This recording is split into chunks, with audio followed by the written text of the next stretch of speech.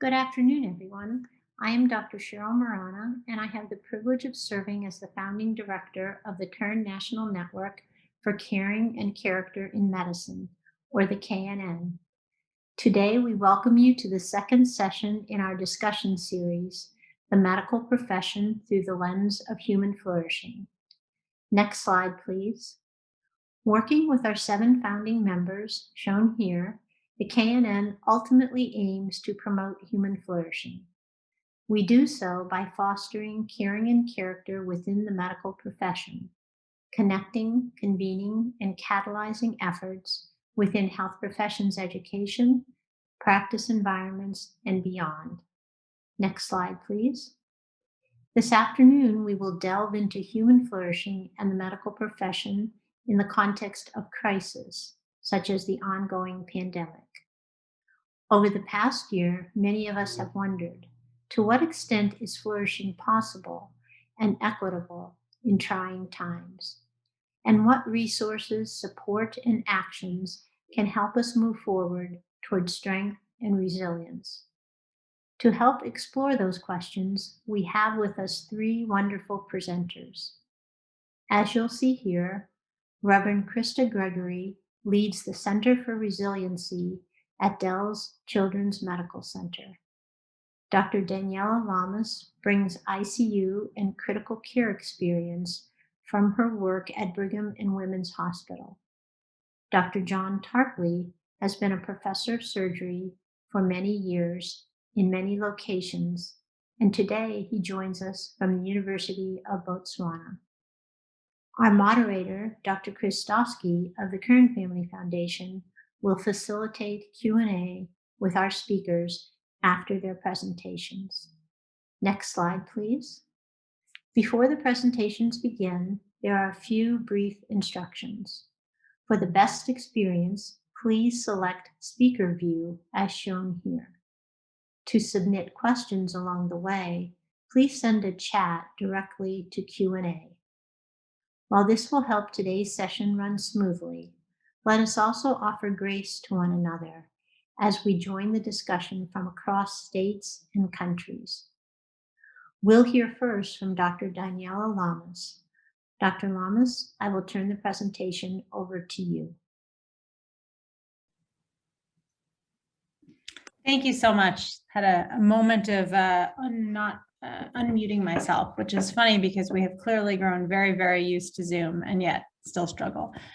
Anyway, I'm going to give an overview from a doctor's perspective. I'm a critical care doctor of the COVID-19 pandemic, sort of what our year has been like. And before we move on to sort of thinking about how we flourish within sort of these conditions to whatever extent this is possible, I just wanted to give you an overview, a couple of different time points. So let's begin, it's about 10 minutes. Let's begin in March. And this is the beginning of the COVID pandemic here in Boston and in most of sort of cities that had an early surge throughout the US. And I'm in the intensive care unit. We haven't taken care of any COVID patients yet. And it's a Wednesday, I think, afternoon. And we are told that whatever visitors are there in the hospital that day will not be able to come back the next day. And so we're given the instruction that we're supposed to, go, and the nurses are going to go to each of the rooms where a patient has a visitor and let them know that when they leave, they won't be able to come back. And so the patient that I had been caring for is a woman who had a lung transplant a couple of years back. It was quite complicated, and she had a tracheostomy tube that connected her to the ventilator. Her husband had been with her through all of it. And I had to go to her room and to say to her husband that when he left that day, he would not be able to come back the next day, and explain to him why. This was sort of precautions because we were concerned about what was going to be true with the pandemic. And he accepted this. Everybody accepted these things. It was this unknowable situation. His wife tried to talk and she started coughing. The alarm went off. And she was trying to ask her husband a question that he ultimately was able to tell us. And that question was how, if she got to the point where she was sort of healthy enough that she was, doing physical therapy and walking, how was he going to be able to bring her sneakers? And that was her sort of immediate fear.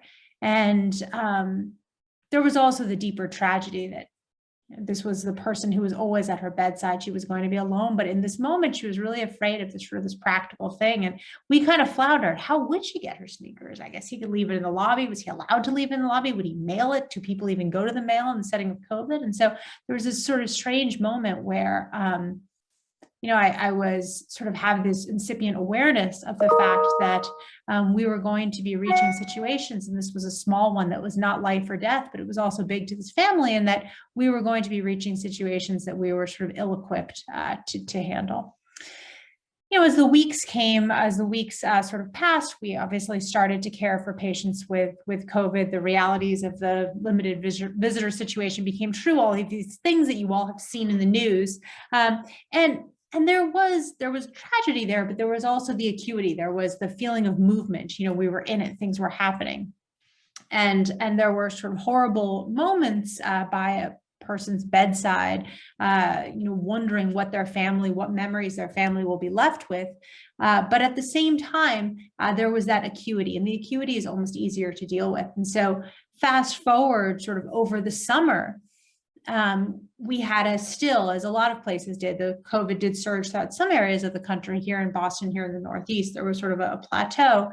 And we started caring for patients who didn't have the virus, but had sort of faced personally significant sequelae from this isolation they had faced since March. And I remember specifically at the end of the summer caring for an elderly man who ended up passing away. He didn't have COVID, he had heart failure.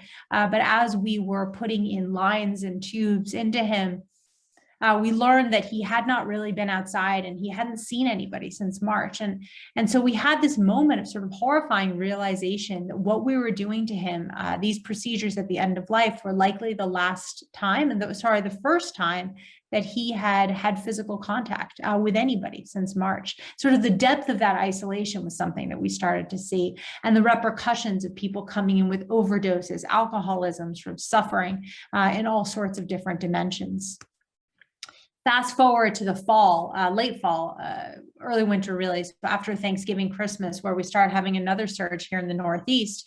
The vaccine is on the horizon, but I care for a man in his 60s who had a big Thanksgiving dinner with extended family, people he loved. He had some chronic lung disease, and he had already made a decision that with his lung disease, a transplant might have been possible in the future. He had already made a decision that he didn't want it. And so in our ICU, despite steroids, despite remdesivir, despite everything we had learned since March, there was nothing more that we could do for him in terms of getting him better. It sort of turned out. He spent days on high flow oxygen, waiting for his lungs to improve. And when it became clear that they weren't going to, we felt again this sort of terrible feeling of impotence. His family couldn't visit. He himself was awake and alert, and yet he knew that because of his lungs, he was going to die, and there was nothing we could do to change that reality. And so we ended up trying to figure out, what if anything we could offer. And really the truth was, for him, what we could offer was sort of compassion, and we could offer him whatever he wanted to eat or drink in these sort of last times. We had deprived him of eating and drinking with the question of whether he was going to be intubated. And once it became clear that that wasn't going to happen, we asked him if he wanted anything. He was too sick at that point to eat, but he wanted vodka. He said flavored vodka. So in one of probably the best things we've done for anyone in this pandemic, we went out to the liquor store and bought like a whole combination of nips of like Smirnoff of different flavors, brought them back to the ICU in a brown paper bag. And in sort of the notes of the last days of his life, there are notes of his calling the nurse call bell and documenting that he was asking for vodka and he was given vodka, sort of assortment of flavors. And so those moments were moments where we felt like we did something for somebody, but amidst all of this feeling of sort of desperate kind of impotence. So that was the winter. After we cared for him, we were vaccinated just a couple of weeks later as healthcare workers. And so now I'm vaccinated. was just on in the ICU this past weekend. And now we have this whole different sort of surge of patients who have recovered from COVID. They've cleared the virus. They got sick maybe back in the winter, but they're now suffering a whole consequence, sort of constellation of sequelae of being critically ill. These are patients with tracheostomy tubes. They're patients who are still on ventilators, who might one day face the possibility of lung transplant. And we're seeing all of that as in the rest of the world, we're thinking about this return to normalcy, whatever that means and to whatever extent that's achievable. So last weekend, I was caring for a patient who had been in the hospital with COVID. He was a man in his 50s who had been healthy when he got sick back in December, I think. And he had been in the hospital since that time. And his wife had been there mostly on Zoom, but now as the hospital rules are sort of loosening, at his bedside whenever she could. And she too was sort of breaking under the weight of being his caregiver and not knowing how good things will get. It's remarkable that he's alive, remarkable that he has an intact mental status, but he's profoundly weak, has intermittent infections, other issues, bed sores. So this weekend he spiked a fever and his wife became panicked. And she called us repeatedly. She came in, and her real main question to us when we got through the panic and the sort of anger that she chose to, use to mask her fear was, when will he finally be okay? When will things get better? And we couldn't figure out how to answer her, just as we couldn't in March. We couldn't figure out how to answer her. And I think that really encapsulates kind of where we are in those time points. So with that sort of foray into the hospital world, I'll let us move on. Thank you, Dr. Lamas, for sharing your insights and perspectives from the bedside. Before we hear from our next speaker, we'll take a moment to reflect on key takeaways from Dr. Lamas's presentation. Jean, can you share the link in the chat window? In the chat window, Jean is sharing a link that we'll be using to gather responses. Please click that link to go to Poll Everywhere Online. There you'll be able to enter words or phrases to populate a group word cloud. If you prefer, you can even participate by text message. Just send KNN discussion to 37607 to join, then begin texting in your responses. We're asking each of you to share 2 to 3 keywords or main points that struck you from Dr. Lamas's presentation.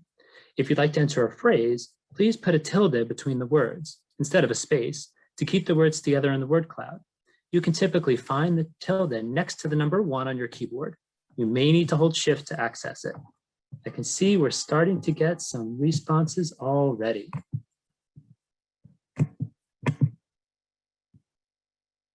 See things like importance, togetherness, isolation, compassion.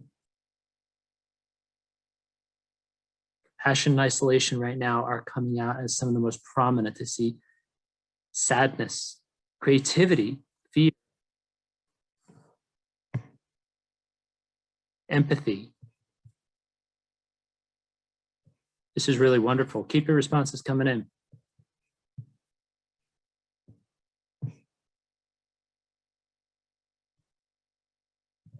It's amazing the kind of thoughts and reflections that this generates for everyone who's been part of this. Kindness, small acts, especially I'm thinking of the kindness of the Smirnoff suggestion, patient-centered, comfort.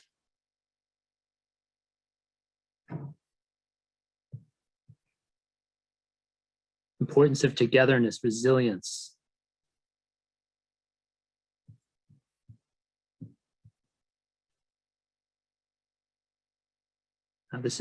Thank you all for your reflections coming in. You can keep sending them on in, but at this point we are going to transition to the next speaker.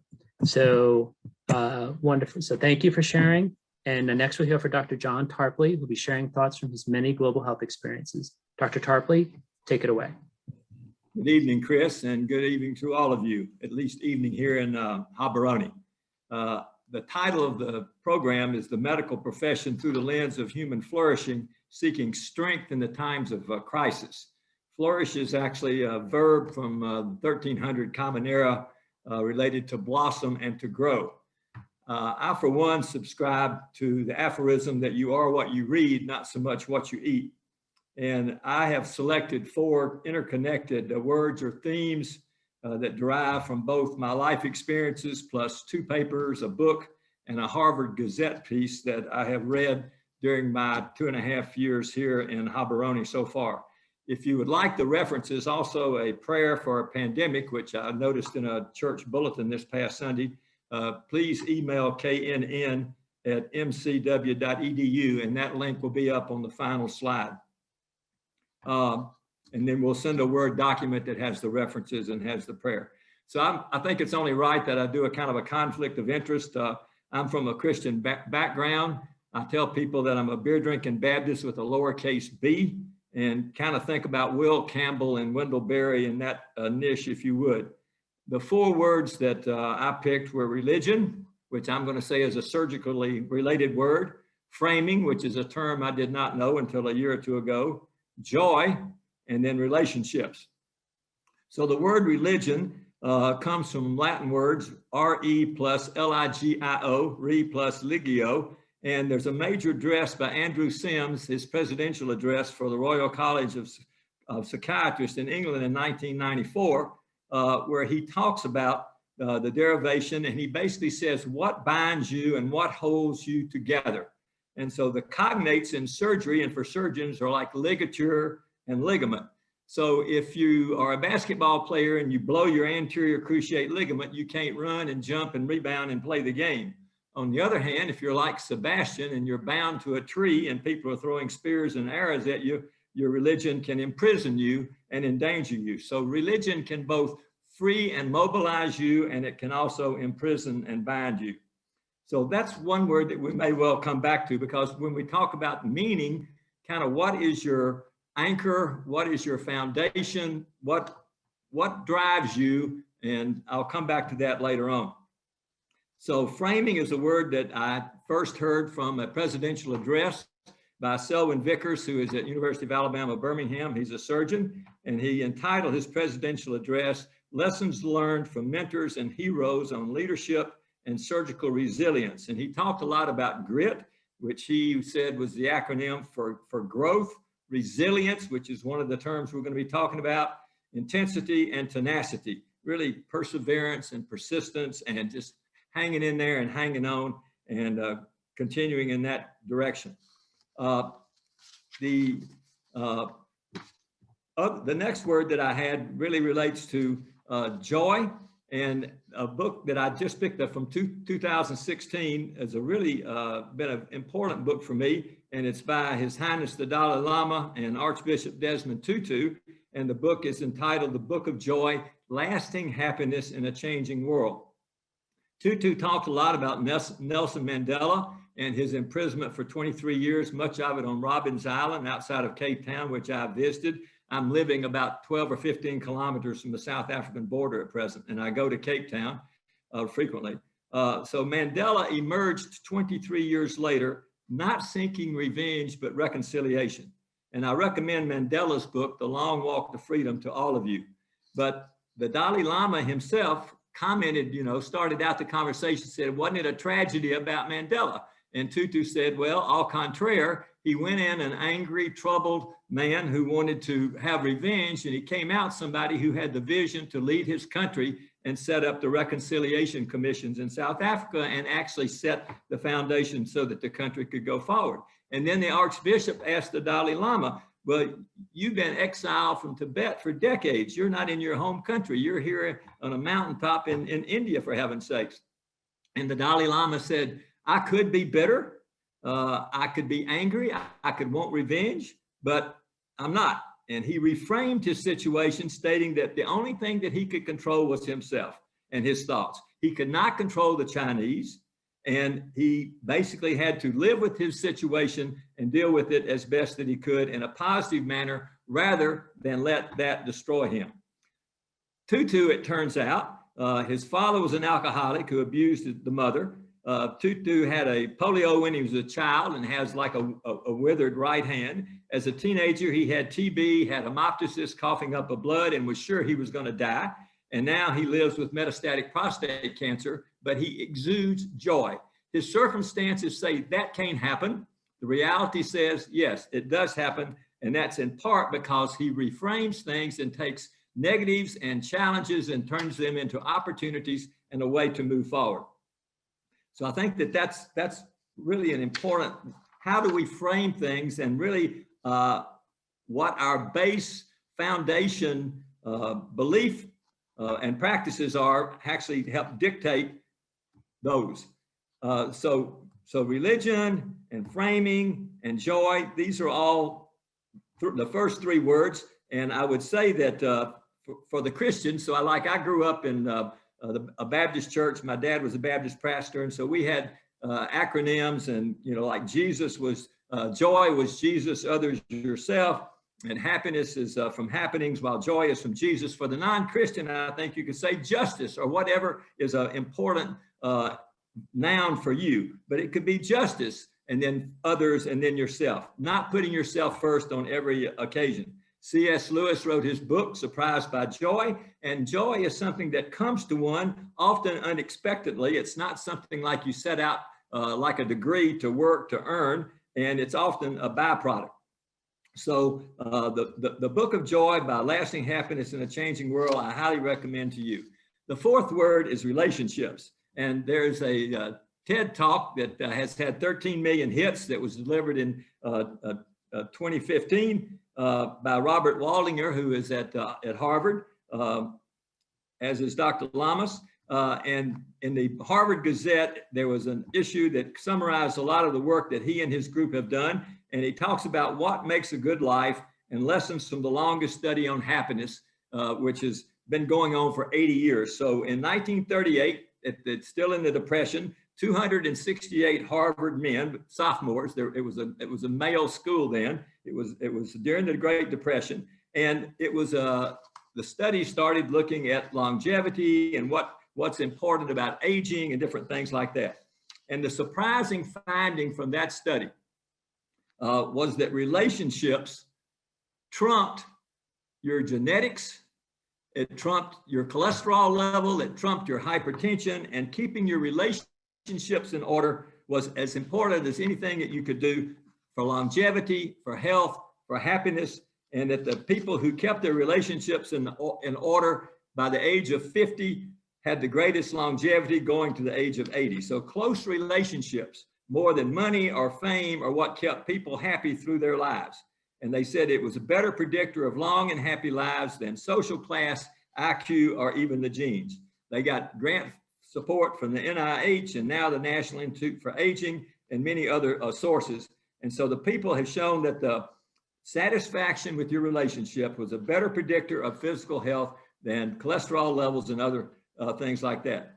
There are many factors that lean to this, but they ended up saying that loneliness kills, and it's as powerful as smoking and alcoholism. That good relationships don't just protect our bodies, but they protect our brains. And they've had three different directors, and they've each made seminal contributions. One of those was George Valiant, but he said that the key to aging is relationships, relationships, relationships. He said 6 factors. These were in a book that he wrote called Aging Well. Physical activity, absence of alcohol abuse and smoking, have mature mechanisms to cope with life's ups and downs, and enjoying both a healthy weight and a stable marriage. And he said for inner city men, education was an additional factor. But the key that they summarized with is that the key to healthy aging is relationships, relationships, relationships. So Waldinger says it's easy to get caught and isolated in your work and not remembering, oh, I haven't seen those friends in a long time, but I now try to pay more attention to my relationships than I used to. So I'm going to close by going back to Selwyn Vickers. In his talk, he talked a lot about burnout, and he said that resilience and relationships and keeping one's visions is an antidote in large part to burnout. So his closing statement from the Vickers presentation was, we must commit to deepening our emotional intelligence quotient. We have to counter daily hassles with daily uplifts. We have to work to deepen critical relationships. We have to work to develop those relationships. And at the end of the day, as in most of the cases, one's ability to develop resilience is often based on one's faith, one's family, and one's friends. Thank you. Fantastic, Dr. Tarpley. Thank you. You've given us a lot to think about.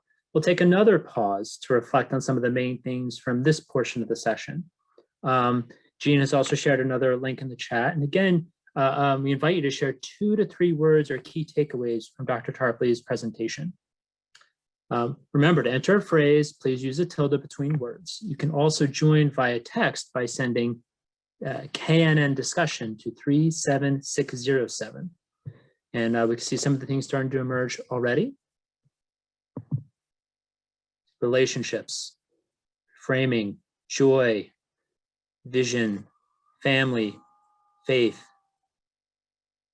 emotional connection,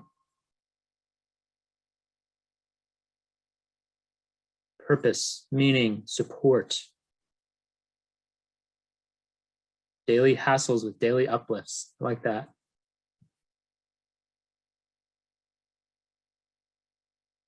Find opportunities, love,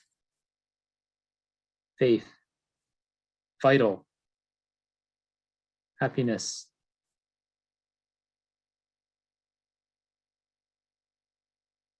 connection framing, beer drinking Baptist.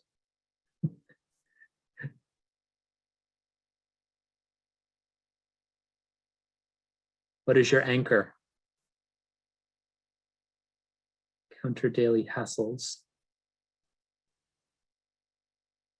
Unexpected.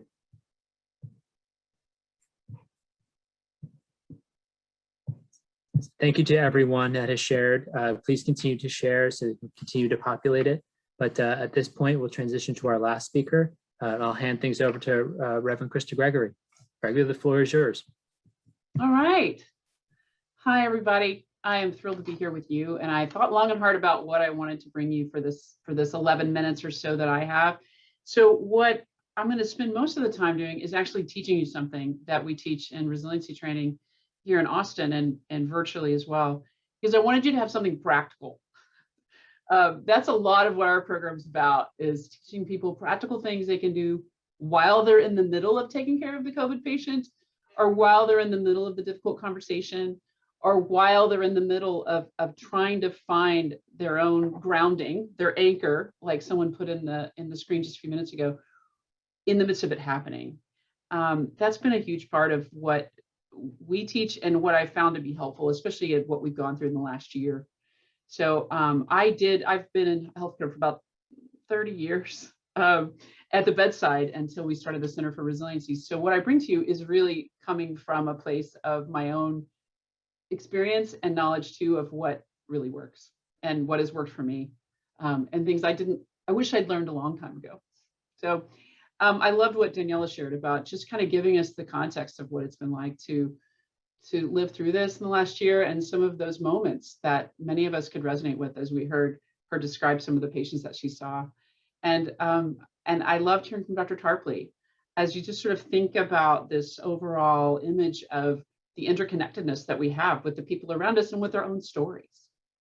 So what I want to talk about is the difference between empathy and compassion. Compassion came up, I know, specifically in Dr. Lamas's word cloud in the beginning, but I want to talk about the difference because I don't think we talk about it very much in healthcare in a real clear way. So empathetic resonance is what this tool is going to be about in a few minutes. And it's one of my favorite ones that we teach.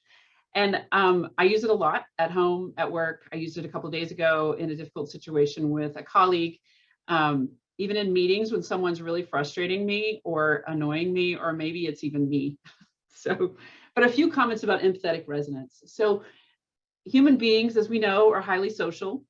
Even if we're introverts, we're social in that we can, it's almost as if we have neurons that can connect to the other person, that can connect to you. Like I can look at Chris and I can say, Chris, I can kind of see your face and read what's going on with you, even if we don't say something to each other. There's a lot of ways that we're able to resonate with each other simply by seeing each other visually. Now, I work in pediatrics. Children sometimes have autism, are on the spectrum. Adults can be too. They don't read those things, those cues very well. And so there are people that struggle with that. But what we know that our brains, though, can tune in. Our brains can tune into what's going on around us. I love this in healthcare because, I mean, if you've ever been working a code and you look around the room, and on a really good day, you're like a great symphony, and nobody has to even say anything. And I can look at you and you know what I'm thinking, or maybe you have an idea of what I'm about to do next because you're watching my face. You're watching what's happening to me. Why is this like that? Well, I mean, hello, in the cave people times, you had to survive. I need to be able to look over at Daniela and go, oh, she looks scared. There must be a tiger behind me about to get me, because that must be what's happening. Because I need to be able to know this so that I can survive. Empathetic resonance. I can resonate with what you're feeling. I can literally begin to feel what you're feeling. Another great example is in the NICU. I worked in the NICU for a long time. And NICU babies, even though they're pre-verbal, even though they may be preemies, if you start arguing in the room with them, if you have a family, a parent, some parents that are having a difficult conversation, what happens? Their blood pressure goes up, their heart rate goes up, their breathing gets more rapid. Why? Because their brains are connecting to what they're aware of in their surroundings, even if they don't know what it is. So fascinating stuff. And as we know in COVID, another way to look at this is COVID's not the only thing that's contagious. Emotions are contagious. I don't know about you, but early on in the pandemic, I would be talking to someone who was like getting really scared about it. And I was kind of fine. You know, I was doing okay at certain times. And they would be getting really scared. Maybe it was my mother and she was a little anxious. And I'd be like, maybe I should be more anxious. What's wrong with me? And then I got really anxious. And so this idea of emotions being contagious is also something that happens. What is that? That's empathetic resonance. I'm resonating with what you're actually feeling. Well, if you work in healthcare and we empathetically resonate with people who suffer all the time, it can lead to stress and burnout. Duh. It should, because burnout's not a weakness, it's a part of being a human. And we have limits to how much vicarious suffering we can bear. When it's too much and we start resisting, we get tired, we get fatigued, and we start compartmentalizing. I'm really good at that, actually. I think I was good at that before I came into healthcare. It's maybe a great healthcare provider, perhaps, but we're really good at that. And we get kind of numb, or we get irritable because, again, we're resisting, we're pushing back. And that's not compassion fatigue. And if there's a compassion fatigue teacher on the line with us, so just forgive me. But I don't think I'm too tired of being compassionate. I think I'm tired of empathetically resonating with your suffering. That's empathy fatigue. There's a great study by Totterall in 1988 when he talked about the shared effect of nurses on a nurse's unit, where an individual nurse's mood, one nurse's mood, was predicted by the emotions of the nurses on the team during the shift, regardless of the events happening at work. Fascinating. Another study that is also really cool is a study by Klimicki in 2013, where they actually hooked a group of people up to an MRI. And they showed them a very difficult video where they were empathetically resonating with the distress of the people on the video, and a particular part of their brain lit up, and they were able to show it on the MRI. Then they took them away. They taught them a compassion technique, which I don't know if they taught them what I'm about to teach you, but they taught them a compassion technique. And they brought them back in the next day. They showed them the same video with the tools on board from compassion, and a different part of their brain lit up, a more positive part of their brain, a part of their brain that produces positive endorphins. So fascinating difference between empathy and compassion, which we don't really distinguish much in healthcare. We just tend to talk about it like it's the same thing. So, and then lastly, before we do this practice, is I have a great image, and some of you have seen it in other capacities, which I'm not going to show it on the screen, but it shows a hill, or two hills. You can see my hands, and down below in this pit is a person, and this little person is suffering and struggling. And in healthcare, I always tended to go, oh my gosh, look at this person suffering. I'm going to get down in the pit with them. Yeah, I'm going to help them. And now I'm down here and there's no way to get out, right? And now what? I get tired and I'm stuck. Whereas compassion's on the hill over here, throwing a rope down to the kid at the bottom of the hole and is there to actively help relieve what's going on with that person and not just resonate with them. That's compassion. What we do in our drawing with our stuff is I say, I'm standing up here holding that rope, and then my rope's around my waist and it's tied to my friend behind me and my colleague behind that and my colleague around that, because together we can do this work, especially when it's hard, because sometimes I'm about to get pulled in the bottom. So If you're game, I invite you to do this practice with me. If it gets kind of tricky for you and you get a little emotional and you want to pull out, just make a grocery list. That's always what we tell people. Just write a grocery list and that'll kind of pull you out. But if I'd like you to play and I'd like you to get curious with me. So I'm going to ask you to do some reflection and pull up some memory. So I'm going to start by just get comfortable in your seat, wherever you're sitting. And I'd like you to take a few deep breaths. It always kind of gets your nervous system in a better space. And you might like to just kind of pat your chest, do something that says, I got you, friend, as we begin to have this memory. Because I want you to bring to mind someone in your professional or your personal life who has a lot of needs, who's really suffering. Maybe it's someone who's exhausting you or frustrating you. You can think of a person you care about, but maybe also in a lot of pain. It could be one of your COVID patients. It could be a colleague that's really frustrating you. You can go a lot of different ways with this. But I want you to imagine this person and the situation they're in. This is why it can be hard.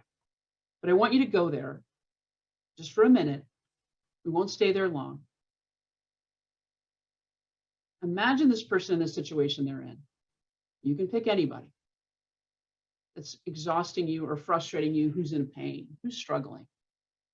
And maybe you can begin to feel the struggle in your own body. Maybe you're feeling a little more tense, a little more anxious, or a little more, maybe some aversion.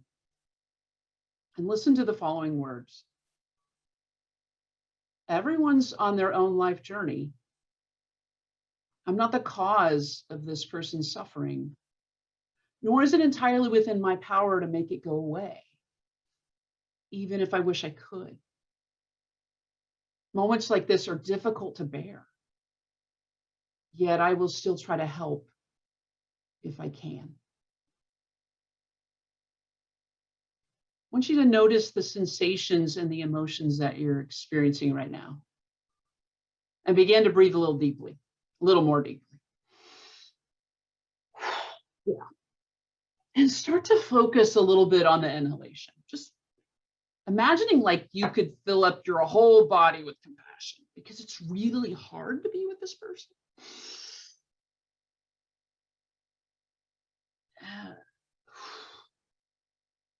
And now as you exhale, imagine you're blowing compassion in the direction of the other person who's having a hard time.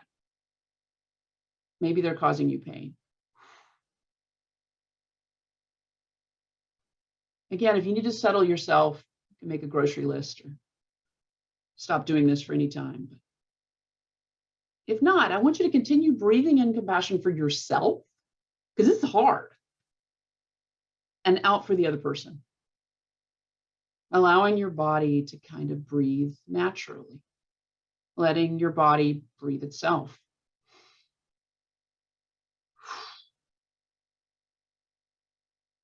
As you do this, you might say, one for me and one for you.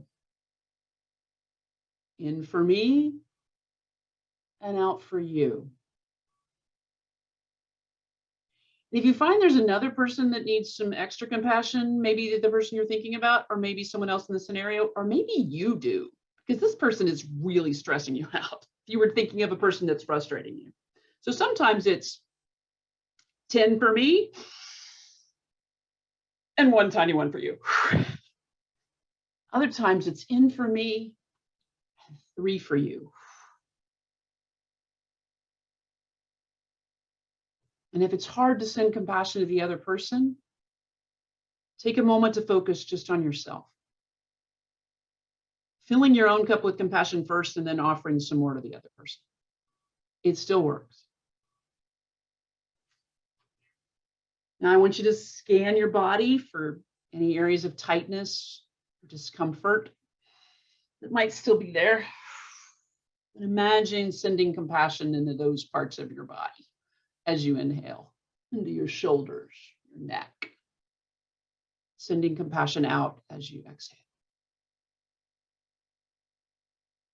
Allow your body to kind of be caressed by the breath, as though you were floating on waves in an ocean.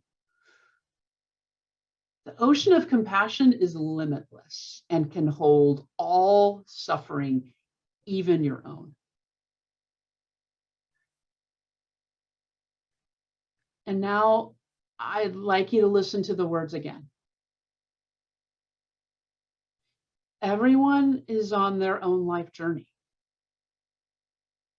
I'm not the cause of this person's suffering, nor is it entirely within my power to make it go away, even if I wish I could. Moments like this are difficult to bear, yet I may still try to help if I can. I want you to notice the effects of the practice on your body now and on your mind, and let go and just kind of allow yourself to be where you are. You can open your eyes if you close them. I'll send you the words in the chat, so don't worry about that. And I'm out of time now. We'll talk about it more in the panel presentation if you'd like, but it's a really great practice. It's not mine. This one we actually took from Krista Neff in her work on mindful self-compassion, but we modify it a lot. So I'll just leave you with that. We take those words that I shared with you that I'll stick in the chat, and we say, COVID's on its own life journey. I am not the cause of COVID, nor is it entirely within my power to make it go away. We say the hospital's on its own life journey. I'm not the cause of the fact that we don't have enough resources right now or enough people. Moments like this are difficult to bear, yet I'll still try to help as I can. The metrics are on their own life journey. We've done a lot of things with this phrasing in the work that we do and the work that all of us do. So I'll leave you with that, and I'll put that in the chat, and I turn it over to you. Thanks, Chris. It was wonderful, Reverend Gregory. I mean, for me, I took part in the exercise, and I enjoyed it greatly as well. So thank you. The strategies and tools you've shared will certainly help many of us build resilience during difficult times. Jean has shared another link in the chat, and we'll launch our final poll in word cloud. As you have throughout the session, please follow the link or send a text message to KNN discussion to 37607 to add your responses. We'd love to hear from you about the words or lessons you took from this section of the presentation. So starting to see, breathe, powerful journey, limitless, resilience, being human, one for me, one for you, teamwork, kindness, grace, comfort, practical, empathic resonance, chocolate. It's good. Emotions are contagious. Journey. So keep filling in words into the chat. We appreciate everyone capturing these key takeaways. We'll be making the word clouds available on our website, along with the session recording in the near future. Now we're going to bring all three of our presenters together for a Q&A. So do a little transition myself here. And we are all up. There we are. I think I see everybody up. So starting to get some questions in from the audience. And the first one, this will be directed to Dr. Lamas. What have you learned about caring for your team as a result of the pandemic? You know, I was thinking, obviously we've sort of been thinking about this a lot, but was thinking a couple of things. I mean, one, I think how important it is to model doing that sort of for yourself, you know, actually, you know, we make a big point to tell the residents to like go eat lunch and sort of silly things, or not silly, but things like that feel silly because people should intuitively understand to go eat lunch, but actually you need to tell them to, or they never will. And you know, trying to sort of have structured time to debrief after a death or something tough that happened, a tough family meeting, to, you know, build in that debriefing time and have that be sort of part of the care that we deliver and care that we deliver to ourselves. You know, I think I've been pretty sort of historically when I've been attending, relatively junior attending and sort of, have a good relationship with the fellows and residents, and I'm approachable. And so I think I've been fairly good about making sure that that's the case for my residents even before COVID. But what I've sort of come to realize, by the fact that like we're doing okay, and the medical ICU nurses are leaving in droves, is the fact that we have not been doing that at all for our nursing staff, and that's clearly there's a nursing sort of administration, et cetera. But when you're on, like, they're a part of your team. And look, people were hitting their pots and pans, and for doctors largely, though also for nurses. But let's be real, it was the nurses who were the ones who would go into the rooms when something was wrong. We'd stand outside the room and we'd say, this patient needs a suction. Pause. Who's going to go in and suction that patient? That's the nurse. Respiratory therapist. It's not us. Patient's calling. They need something. Who's going in? It's not us. And so I think that more kind of explicit. And I've been thinking about that, and like, how do you sort of acknowledge that in that relationship? You're in a room and the patient. The family is like, is struggling and is taking that out in terms of being angry. I can back away. I'm not the one who has to be at the bedside the whole time. And so I feel that there's a lot more that we should be doing in terms of sort of caring for our full team, that I think we haven't clearly.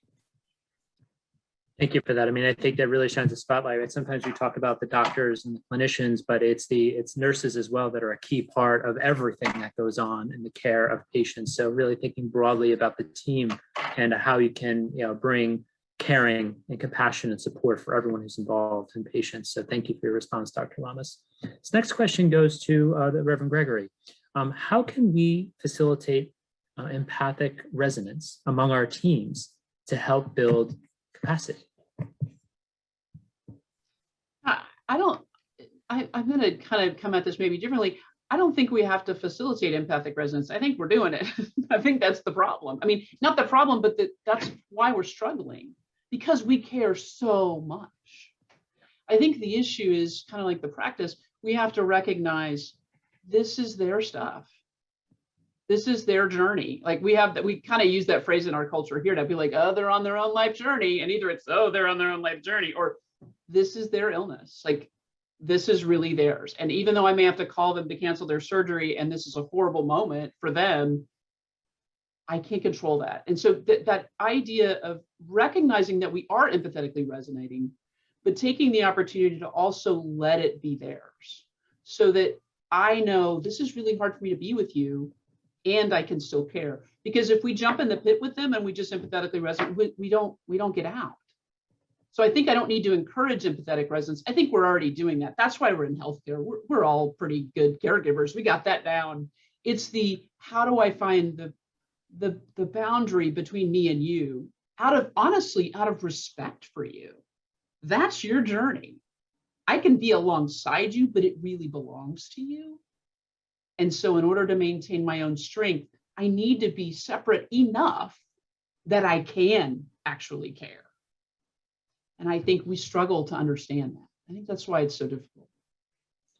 Yeah, that makes sense to me. I mean, I think that really thinking about the relationship between kind of empathy and compassion that I think you were drawing, right? I think that hits some of that, and the relationship between that and flourishing, right? Because I think it's not just about seeking strength in terms of those moments of resilience, but it's the ways in which you can build your kind of empathic resonance and just be cognizant of the way in which you're doing it, but doing it from a sense of compassion in which you sense that difference between yourself and other in the most productive and fruitful way possible for all concerned. So thank you for that response, Dr. Gregory. The next question goes to Dr. Tarpley.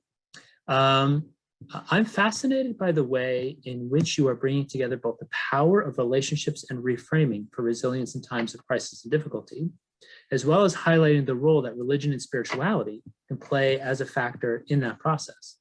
In what ways does framing connect to our deepest sources of meaning, whether they be grounded in a religious tradition or not?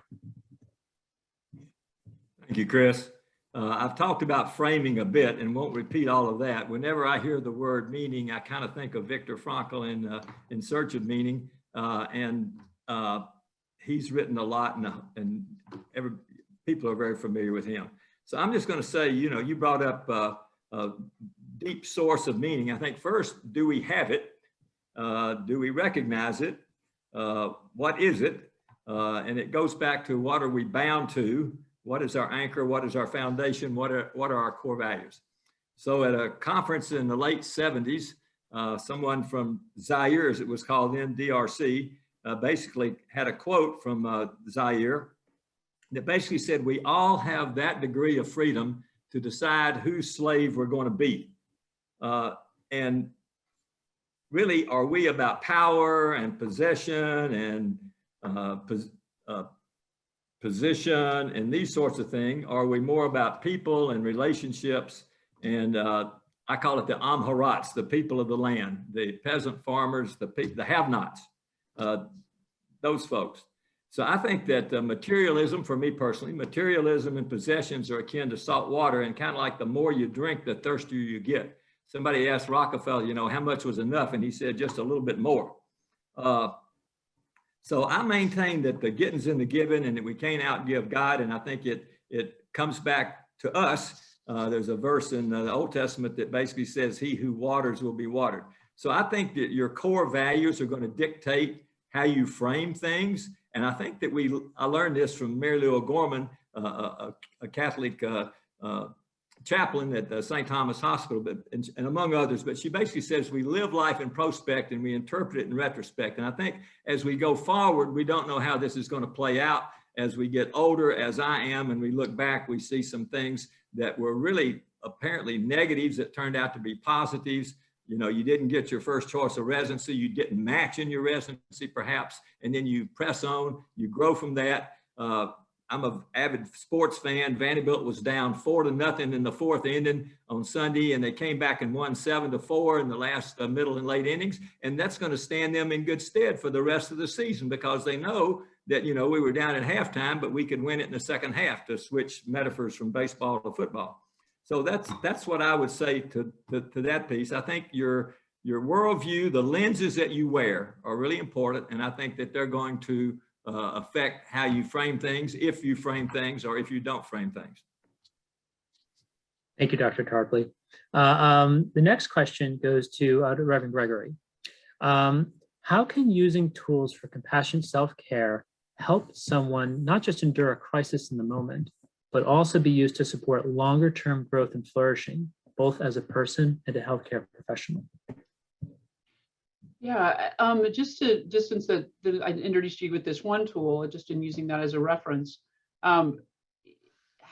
This was something that Dr. Tarpley talked about too when he was talking about perspective taking. The tool that I just introduced to us is a perspective taking kind of tool. It's like, is this my story? Is this not my story? And is this hard for me? Yeah. Can I own the cost that it is? Can I own what it costs me to do this work? And can it kind of understand that? I think the more we can become aware of what is happening to us as humans in doing the work of healthcare as a healthcare professional, the more we become aware of how we care for that and how we care for ourselves. And tools like that, what I have found with us is, if you can use them in the moment, then they become, you've used them in the midst of stress. Then when you're not here and you're not at work and you're in the middle of life, it's much easier to translate it back into that scenario than it is the other way around. So a lot of these tools that we teach, people will learn and then use them in healthcare and then go, oh, last week I was using it with my daughter-in-law, and wow. And they begin to see it in other. I think what we try to do typically in teaching tools like this is we teach people what to do when they're at home. And then they don't know how to translate it into the workplace because the workplace feels so different. The other direction works a lot more easily. Yeah, because learning this tool, I use it at the hospital, but man, I definitely use it at home. And so that becomes a place of getting me to where I'm adjusting my perspective on my life as a whole, which is related to my values, as Dr. Tarpley talked about, which is related to how I see my family and my relationships. So a tool in a moment for a practice gets you to a larger understanding of how you're experiencing your life outside of here. So I think I like starting in the hospital because that makes practical sense. And then what I find is it filters and floods into the rest of my thinking. Yeah, that makes sense, especially going from what Dr. Tarpley said about the worldview and the lenses that you have. You know, on the one hand, we have our roles as professionals, our roles as we have in the many roles that we carry in our lives, but these things are interrelated in certain ways. So when we start using a tool in one context, you start to see its resonance, its the ways in which it can be applied in other aspects of our lives. So these things can be mutually productive. Mhm. So thank you for that response. The next question goes to Dr. Lamas. As both a physician and a writer, you have shared stories with the public of your experiencing treating COVID patients in the ICU and being a healthcare professional during the crisis. These stories have ranged from hopeful reflections to critical commentaries on the tragic difficulties of the situation as the crisis has unfolded. Does writing and storytelling help contribute to the process of how you see strength during times of crisis? Yeah, so I mean, for me personally, writing and storytelling has always been powerful. I worked briefly as a reporter before sort of medical school and stuff like that, but then really found the idea of kind of telling stories to a broader audience again when I was in residency and fellowship. And I wonder sometimes what is the reason for the drive? And this is, I think maybe a little more pre-COVID, but what was the reason for my drive to actually publish things rather than like journal? Is it that it's both cathartic to tell the stories, but also there is something that there's a drive to be read, to be seen. And I wonder about that and sort of what those incentives are. But in the setting of the pandemic, I felt like it was important to bring these stories to the broader country or world, depending on how I estimate my readership. But, and that hospitals were really behind closed doors. There weren't visitors, there weren't family members. It was hard initially, ultimately some people did, but it was hard for people to even get like camera footage into hospitals, right?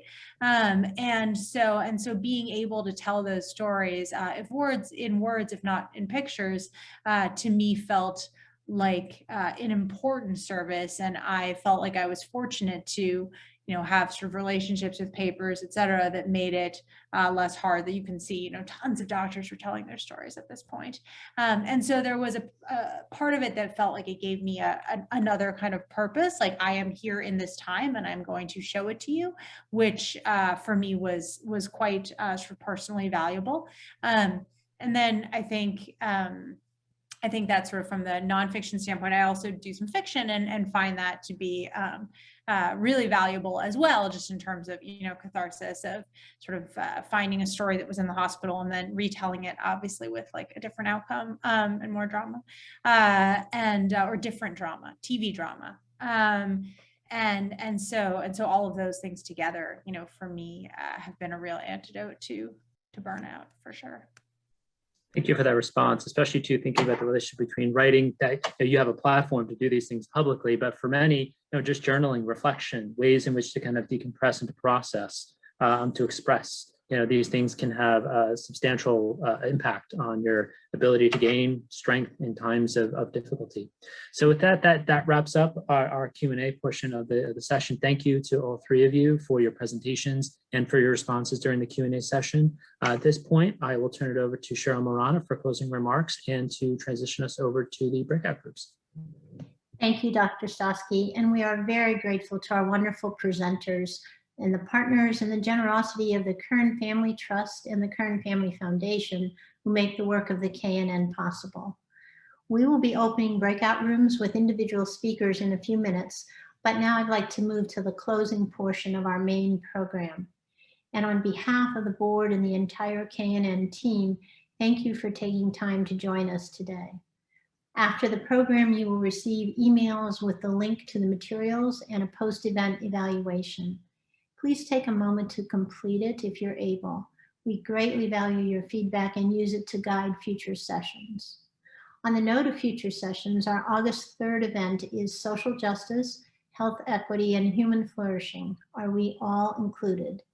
The program will explore what it means to address that question as a healthcare professional, whether through daily practice or career paths focused on health equity. We invite you to join us and continue this journey. Next slide, please. Before some sign off, we would like to leave you with a closing thought, often attributed to Confucius. Our greatest glory is not in never falling, but in rising every time we fall. We hope today's reflections help you to find strength and resilience during challenging times. Thank you.